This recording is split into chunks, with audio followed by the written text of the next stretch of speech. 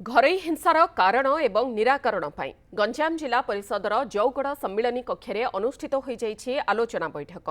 जातीय आईन विश्वविद्यालय ओडिशा आनुकूल्य आयोजित होइछि कार्यक्रम। बैठक में 2टी जिलार महिला गोष्ठी, महिला जनप्रतिनिधि, विभिन्न विभागर अधिकारी माने जोग देइथिले।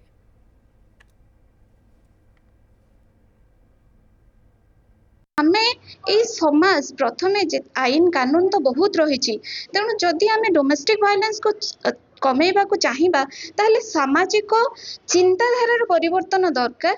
सामाजिक societal will to accept that change and to work on that change is a must for this। आमे आशा करूछु जेहेतु आमे रिसर्च माध्यम रे एक्टिविटी करिया पे चिंता करूछु तनकर आशा करूछु आमे जो समाज रो विभिन्न स्तर रे जहाँ भी समस्या घटुची घर हिंसा को लेकिन ताको प्रतिहत करिया पे विभिन्न वर्ग रे जो माने घर हिंसा प्रतिहत करिया पे अछंती सेमानकर मतामत नेले एवं सेमानक मतामत नबा परे ही आमे या ऊपर विस्तृत किछ कार्यक्रम करिया पे चिंता करि परिबा।